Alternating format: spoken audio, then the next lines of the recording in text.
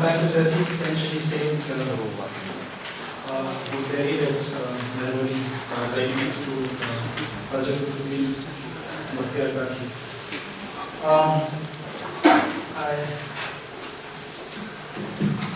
What I want to do, I think, is just not begin with that anecdote, but in fact just present his biography and see if that anecdote comes along. I've used sort of the main biographical dictionaries to bring this biography of his. So what I'll do is just run through his life. He's a figure who has not been sort of much noticed as of yet in scholarship. So that's what I'm doing. Qazi Hamiduddin Nagori was a 13th century Sufi. His family was from Bukhara.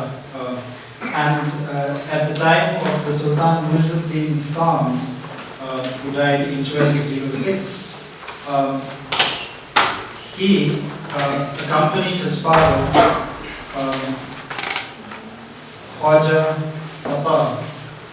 Muhammad to Delhi. In Delhi, his father was to pass away, and because his father had passed away, the young Qazi had to find a living. It is said, it has been recorded, that Qazi Hamiduddin Nagori had already reached the level of ijtihad in his learning. This is the highest that one can do in the outward sciences, in the exoteric sciences. And because he had such great qualifications, it was very easy to find a job. He was appointed the Qazi of Nagaur, where he stayed for 3 years. But his integrity seems to have made it difficult for him to stay in that job for long. It has again been recorded that Qazi Hamiduddin Nagori saw the Prophet of Islam, peace be upon him, in a dream, calling him unto himself. The Qazi lost no time, and immediately the next day he gave up his Quzad, the Qaziship, and set out for Medina. One source tells us that he took the land route. En route to Medina, he stops over at Baghdad, where he sits in the company of the great Sheikh of that time, Sheikh Shahabuddin Sahrawardi. He is contemporary of Khwaja Muinuddin Chishti. He passed away in 1234 AD and is the founder of the Sahrawardi Silsila. The Qazi had until now not taken had not entered into any spiritual order. His meeting with Sheikh Shahabuddin Sahrawardi began his spiritual journey. He was initiated into the Sahrawardi order and stayed in the service of Sheikh Shahabuddin Sahrawardi for 1 year. By the time he left, it has been again recorded that he had been given the garment of succession by Sheikh Shahabuddin Sahrawardi. And now he returned to his original journey, which was to visit the Prophet at Medina. So having reached Medina, it is again recorded, and in fact it's interesting, 1 year, 2 months and 8 days is the time period he stayed at Medina, at the mosque at Medina, and he stayed as a mujawir over there. I think what that means is that he was at the service of the mosque and doing various duties over there, next to the tomb of the Prophet, and at the mosque. After that, he goes to Makkah, the holy city of Makkah, where he stays for a period of 3 years. In Makkah, he meets,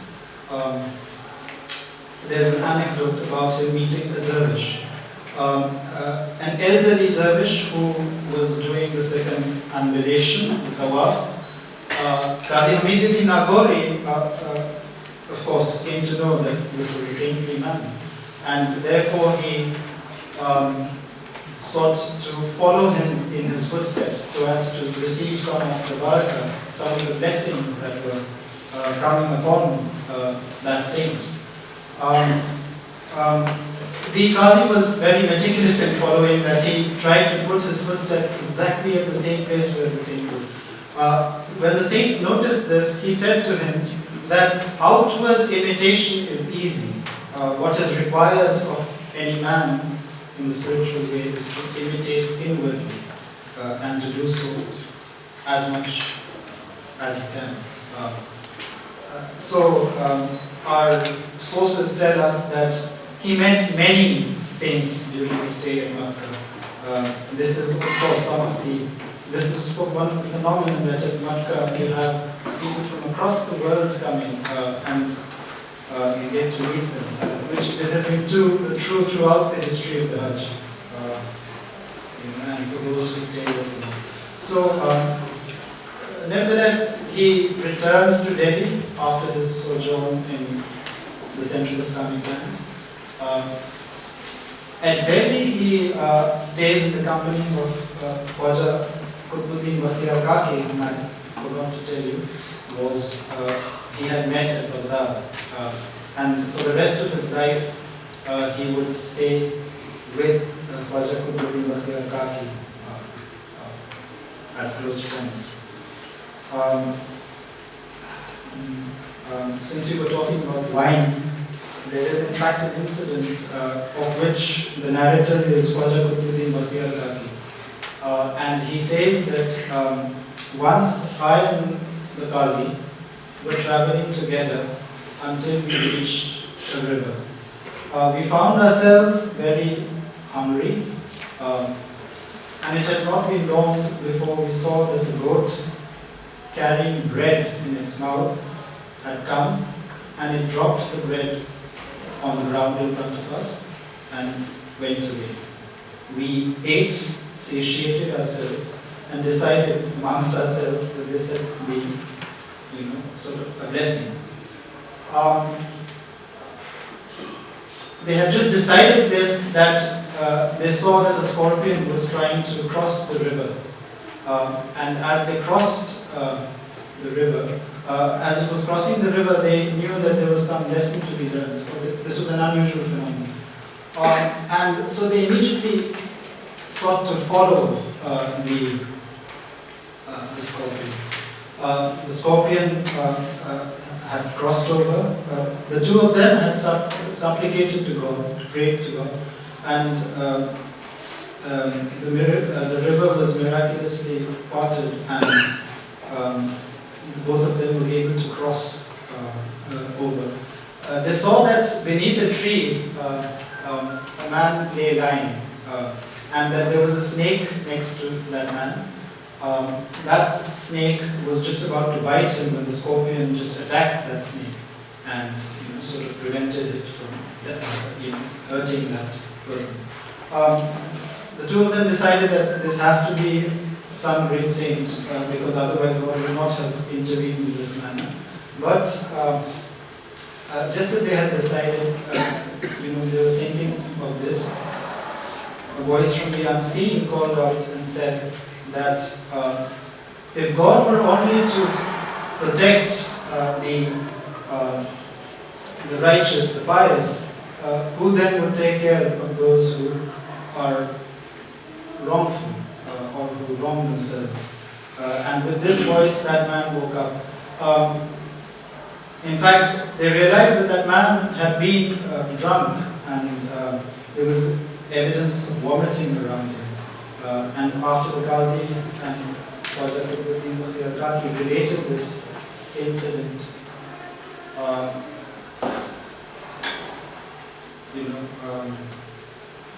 the two of them, that person was immediately caused with remorse and returned, and repented for his acts. This friendship with Khwaja Qutbuddin Bakhtiyar Kaki was lifelong. In fact, Ghazi was responsible for passing on the relics to Sheikh Fariduddin Ganji Shakar, who became the chief successor of Khwaja Qutbuddin Bakhtiyar Kaki. What I want to turn now to is the question of Sama, because it has been narrated on the authority of Sheikh Nizamuddin earlier that the founder of the practice of Sama in Delhi was Qazi Hamiduddin Nagori. 16th century Tazkira comments, Sheikh Hamid bin Fazlullah Jamali comments that this should have been unusual given that the Sahrabadi saints would, while they would occasionally indulge in Sama, were not sort of regular practices of this. And perhaps this could be attributed to his close connection with Khwaja Qutbuddin Bakhtiyar Kaki. So that is the explanation that Sheikh Jamali gives in the 16th century. But nevertheless, the Qazi Hamiduddin Nagori was highly criticized for his practice of Sama, which literally means audition. Many fatwas were written against him. There's one particular incident which is interesting for more than one reason, and that is of Maulana Ruknuddin Samarkandi, who had been a vocal critique of Sama. One day near the Kush Safed, which is the residence of Sultan Iltutmish, at a house nearby, a majlis of Sama had been in progress, where Qazi Hamiduddin and Khwaja Qutbuddin Bakhtiyar Kaki were present. When Maulana Ruknuddin Samarkandi came to know of this majlis, he immediately gathered a group of people and they sought to go and sort of obstruct this. The majlis would have been caught unaware had Ali Shari'a, a dervish, not warned the majlis about this. The Qazi adopted a novel tactic. He asked the owner of the house to go in hiding, and he said that you should not come out even if you are called. And the idea behind this was that if Maulana Ruknuddin Samarkandi comes, he will not be able to enter the house, legally speaking, in terms of law, unless he has permission. So they made the owner of the house go in hiding and conducted Sama in the house. Maulana Ruknuddin was helpless. He came. They looked for the owner of the house. He did not come, and this majlis of Sama continued. Many fatwas, as I said, were written,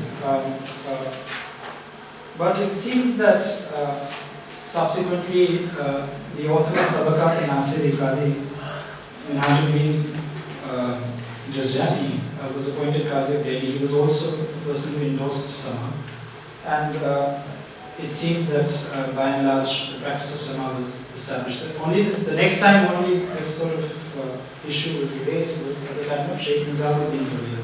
And at that time, the Akhbar al-Akhyar tells us, in fact, the earlier fatwas, or the fatwa was cited